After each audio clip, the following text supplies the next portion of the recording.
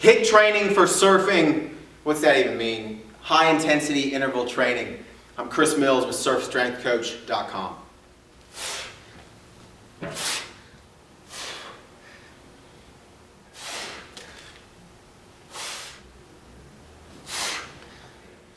It's actually got some good benefit, some good strength development, maybe a bit of power, and some cardiovascular response. It's beneficial. Depending on what type of surfing you're doing, it can be very energetically demanding, so this can be some good training, and most people have some weight to lose, so it ain't a bad thing.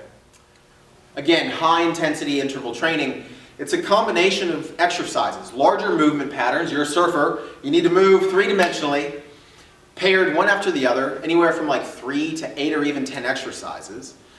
One after the other, so you're getting a huge cardiovascular and respiratory response. The heart's having to do its thing, the lungs are needing to breathe, but you can use exercises that are kind of giving you a strength or muscle development response, right? We're not talking big, bulky, slow muscles, movement-based, and you can move fast, you can move a little slower for strength, or even some more endurance-based stuff. The idea is large movement patterns performed well. So movement patterns.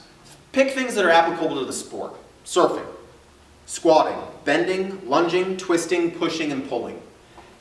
Any of those exercises that bent rows or pulling, chin-ups or pulling, pushing is chest press or pull-ups or dynamic lunges or squat jumps. You see, you could pick and choose movements that are applicable to the sport.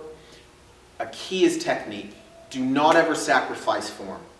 If you're sacrificing form, you're setting yourself up for an injury. It's no bueno.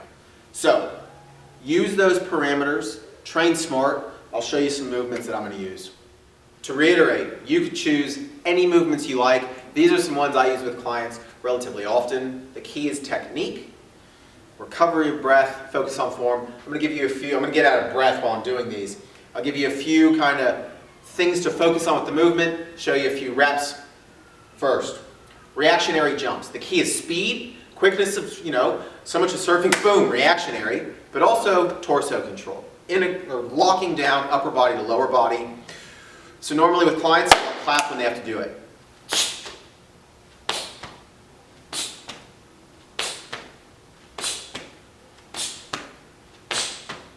It's harder than it looks, keeping everything quick, fast, right on. So, about 10, 12 reps. We're going to go into dynamic walking lunges with rotation.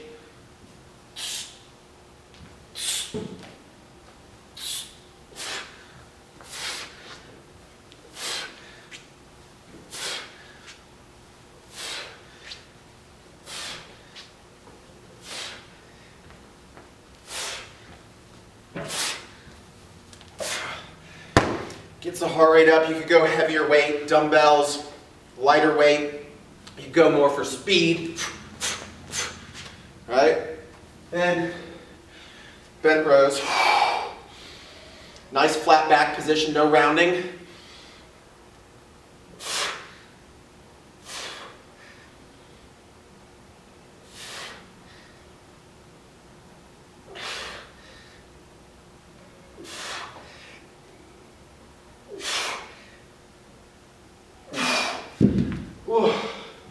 There's 20 reps.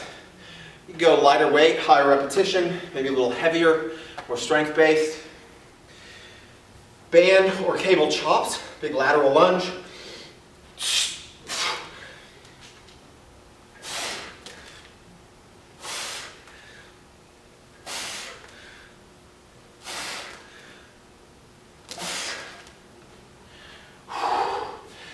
Big lateral shift, right?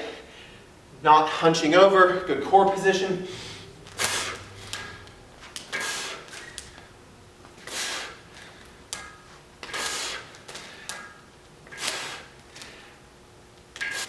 Heart rate's up.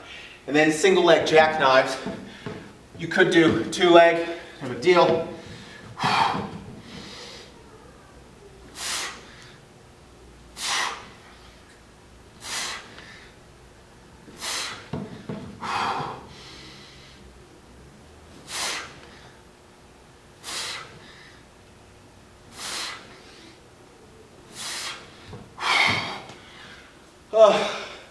Then I would focus on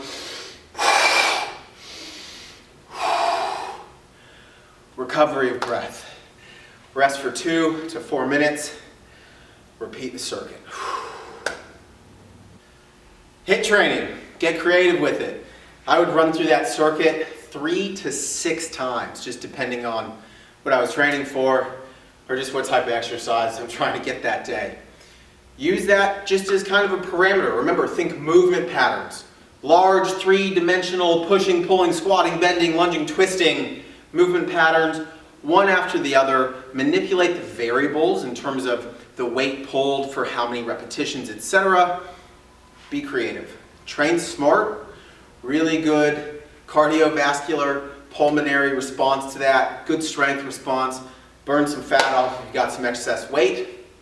Move smart, train smart, apply it to your time in the ocean. Check out surfstrengthcoach.com for more health, performance, nutrition, good surfing stuff. Peace.